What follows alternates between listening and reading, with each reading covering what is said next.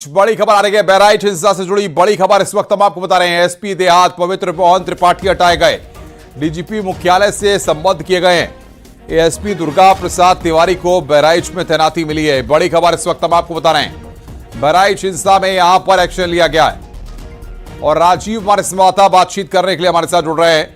और राजीव, एएसपी पर गाज गिरी है, उनको हटा दिया गया है, डीजीपी मुख्यालय से संबद्ध किया गया है। देखिए अनुपम, बीते दिनों बहराइच में हुई हिंसा के दौरान रामगोपाल नाम के एक युवक की हत्या कर दी गई थी और उसके बाद जमकर तोड़फोड़ और आगजनी की घटना हुई थी, जिसको लेकर पूरे जिले में जो शांति व्यवस्था थी वो भंग हुई थी, जिसको लेकर मुख्यमंत्री योगी आदित्यनाथ ने खुद ये निर्देश दिया था और भरोसा दिया था कि जो भी जिम्मेदार अफसर होंगे जिनकी लापरवाही से ये घटना घटी है उनके खिलाफ कड़ी से कड़ी कार्रवाई की जाएगी। साथ ही उसी के बाद सबसे पहले स्थानीय इंस्पेक्टर को निलंबित किया गया था, स्थानीय सीओ को निलंबित किया गया था और उसके बाद अब एक बड़ी कार्रवाई की गई है। जो बहराइच के एसपी ग्रामीण पवित्र मोहन त्रिपाठी हैं, इनको हटाया गया है। जल्दी अनुपम कुछ अन्य बड़े अफसरों की जिम्मेदारी जवाबदेही तय हो सकती है, उनके खिलाफ भी कार्रवाई की जा सकती है, उनके भी तबादले किए जा सकते हैं। तो कुल मिलाकर जो मुख्यमंत्री ने पीड़ित परिवार को भरोसा दिया था कि किसी भी शख्स को इस हिंसा के जिम्मेदार को बख्शा नहीं जाएगा, आरोपियों को पहले ही एनकाउंटर के बाद गिरफ्तार करके जेल भेजा जा चुका है और अब उन अफसरों की भी जिम्मेदारी और जवाबदेही तय की जा रही है जिनकी लापरवाही से ये घटना हुई थी। इससे पहले अब तक इस मामले में 4 बड़े अधिकारियों को हटाया गया है, सीओ एडिशनल के साथ तहसीलदार को भी हटाया गया है, उनका तबादला किया गया है। तो कुल मिलाकर ये एक बड़ी कार्रवाई है और उम्मीद जताई जा रही है कि जल्द कुछ और बड़े अफसरों पर भी गाज गिर सकती है। बिल्कुल राजीव, बहुत बहुत शुक्रिया आपका हमारे साथ जुड़ने के लिए और बातचीत करने के लिए। कानपुर में लापता लड़की को तलाश कर परिजनों तक पहुंचाने के दौरान एक दरोगा पर छेड़छाड़ करने का आरोप लगा है। लापता युवती को मुंबई से कानपुर लाते वक्त छेड़छाड़ की शिकायत की गई थी। परिजनों के आरोप के बाद दरोगा के खिलाफ जांच चल रही थी।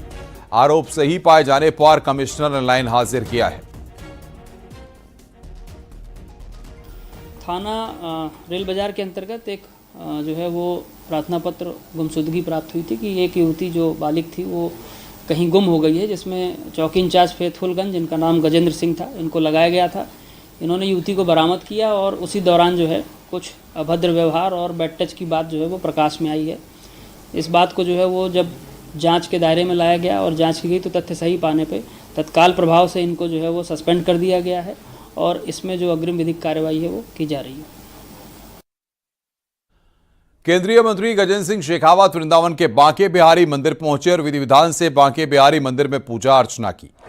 मंदिर पहुंचने पर मंदिर सेवायत ने मंत्री और उनके परिजनों को पूजा कराई और ठाकुर जी की प्रसादी और अंगवस्त्र भेंट किए। तो ये तस्वीरें इस वक्त दिखा रहे हैं। गजेंद्र शेखावत बांके बिहारी मंदिर पहुंचे, विधि विधान से बांके बिहारी मंदिर में पूजा अर्चना की।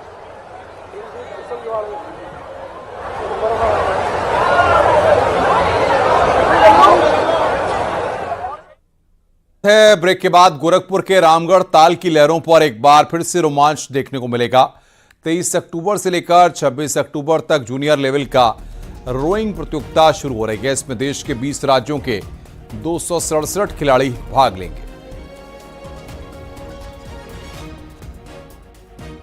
25वीं सब जूनियर राष्ट्रीय नौकायन प्रतियोगिता है, जिसमें देश के विभिन्न अंचलों से 20 राज्यों के टीम खिलाड़ी 276 खिलाड़ी भाग ले रहे हैं और ये प्रतियोगिता 500 मीटर की है। आने वाला कल को रामगढ़ ताल हमारे हिंदुस्तान में नहीं विश्व पटल में लोग इसको जानेंगे, क्योंकि इतना आइडियल जल है यहाँ पे, लोकेशन है शहर के बीच में, सुविधाएं हैं यहाँ पे, इतने विश्व स्तरीय कहीं पे भी नहीं है। हम लास्ट ईयर बेलगेट जब गए थे वर्ल्ड चैंपियनशिप में, उससे सुंदर पानी, उससे सुंदर छटा बिखरती हुई ये रामगढ़ ताल है।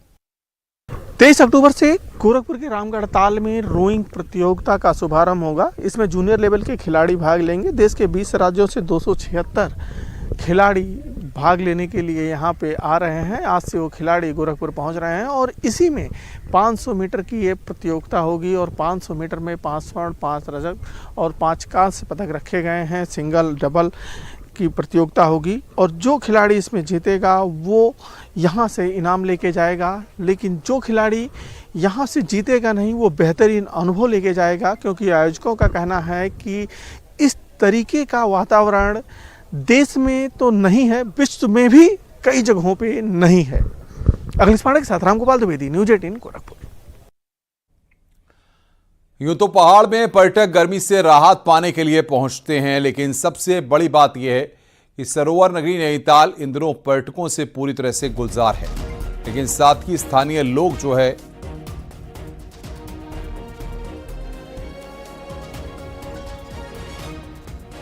कोटद्वार के जाड़ी चौड़ समेत रामपुर और सने इलाके में हाथियों की दहशत बनी हुई है और रात के समय हाथियों का झुंड गांव में धमक जाता है और खेती बर्बाद कर देता है।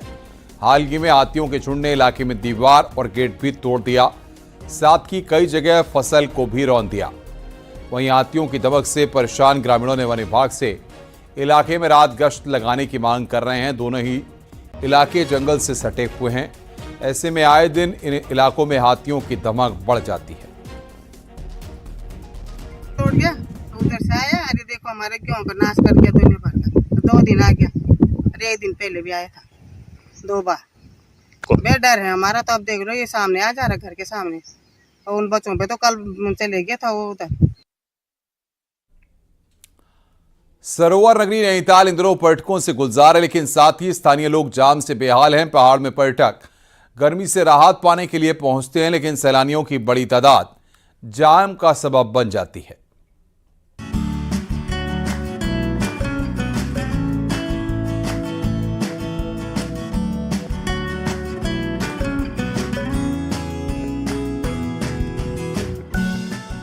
विंटर सीजन के दौरान पहाड़ पर्यटकों से गुलजार होने लगे हैं।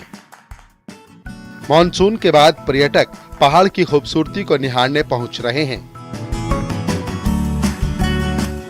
खासतौर पर बंगाल और गुजरात के पर्यटक कैची धाम और रानीखेत समेत दूसरे हिल स्टेशन पहुंच रहे हैं।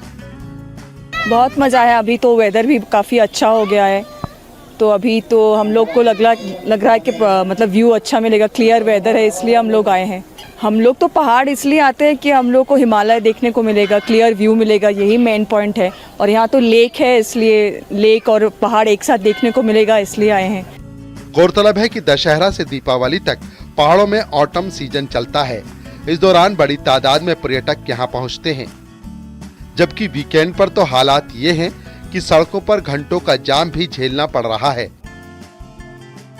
वहीं पार्किंग की भी समस्या लोगों को परेशान कर रही है। हालांकि पहाड़ में बढ़ रही सैलानियों की तादाद से कारोबारी और सरकार दोनों खुश हैं। जो भीड़ उमड़ रही है, सैटरडे संडे को तो निकलना मुश्किल, 4-4, 5-5 घंटे तो हम रुक जाते हैं। इसी तरह से हमारे बद्रीनाथ जी, केदारनाथ जी में और हमारे ऋषिकेश, हरिद्वार में जो भीड़ आ रही है, पर्यटक आ रहे हैं, वो अनुकरणीय है, हमारे लिए उत्साहवर्धक है। सब समस्याओं का समाधान, आप जानते हैं जैसे समस्याएं आते हैं समाधान की योजनाएं बनती है। हमारी सरकार अगली बार से भीड़ कम हो, व्यवस्थित हो, अच्छी तरह से सबको हर जगह के दर्शन मिले, पर्यटकों को सुविधा मिले, इसके लिए बहुत सारे स्टेप उठा रही है। बहरहाल बारिश के बाद पर्यटकों की भीड़ आने से पर्यटन कारोबार पर पंख तो लगे ही हैं, रोजगार भी यहाँ के लोगों को मिल रहा है। हालांकि अगर सुविधाओं का विस्तार हो तो पर्यटकों की तादाद और भी बढ़ सकती है। न्यूज 18 के लिए नैनीताल से वीरेंद्र बिष्ट की रिपोर्ट।